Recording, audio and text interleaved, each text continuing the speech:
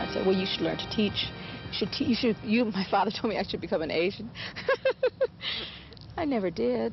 I'd be a good agent, though.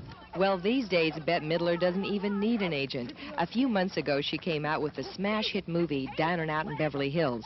She played a Beverly Hills matron who was so sheltered that it was like she was hollow inside. Now in her new movie, Ruthless People, opening this week, she plays a different kind of Beverly Hills woman. Barbara Stone is also hollow, but she's so fat she doesn't know it. Bette plays a woman who was kidnapped, but she's so fat her husband doesn't want her back. The strange thing is, in real life, Midler is putting on weight, but then she's going to be a mother. Yeah, that'll be a nice change from potatoes. I don't know what I'm going to do. I'm sure it'll be fine, but it's a big change. It's a big change. I hope they like me. I hope I like them. I've been kidnapped! Outrageous Bette Midler's going to have a baby? Yep, and even with her reputation for being a wild woman, she wouldn't have it any other way. Well, I think any woman that's my age, certainly has a little more anxiety about it than someone who's much younger. But, you know, I've done a lot. I've sowed a lot of wild oats. I've done almost everything that I set out to do, so there's no reason why I should have any regrets at all, even if I had to give it up tomorrow.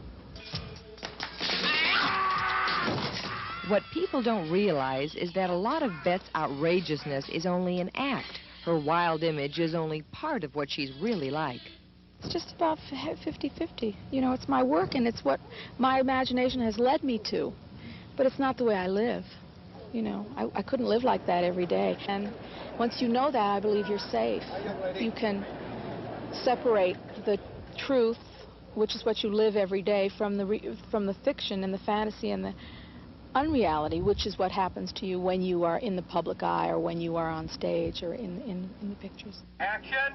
Up until this year, Midler's image in Hollywood wasn't too good. She did win a Grammy in 1972, then an Emmy, and then an Oscar nomination for The Rose. But in 1980, she did a movie called Jinxed, and she got a reputation for being an actress who was difficult to get along with. Oh, I can't see anything. Really? We cannot see. While she was shooting Jinxed, she argued bitterly and openly with the director, which is something an actress in only her second major movie does not do. The movie flopped, and Bette did not get another job in Hollywood for 6 years, until the part of Barbara Whiteman came along in Down and Out in Beverly Hills. He is not staying in my house. He's not in the house. He's in the cabana out by the pool. I was crazy about Barbara Whiteman because that really represented not just a step forward in terms of acting for me, but also a step back into the business for me. So I'm very fond of her because I think that she really gave me a leg back up when I had been down for a long time. Great! You can have garbage for dinner tonight, too! Now, suddenly, Bette Midler is hot again. She's opening in Ruthless People, and she's shooting a new comedy with Shelley Long called Outrageous Fortune. I'm always surprised at any kind of success. I think that's part of my charm, that I don't expect, you know, I don't expect overwhelming success. I'm grateful for it. I'm happy for it. And what's Bette's next movie? I did 3 in a year. Isn't that enough? I'm going to raise the baby. I'm going to nurse the baby, and I'm going to, if all goes well, you know, see that it gets a good head start, and then I'll worry about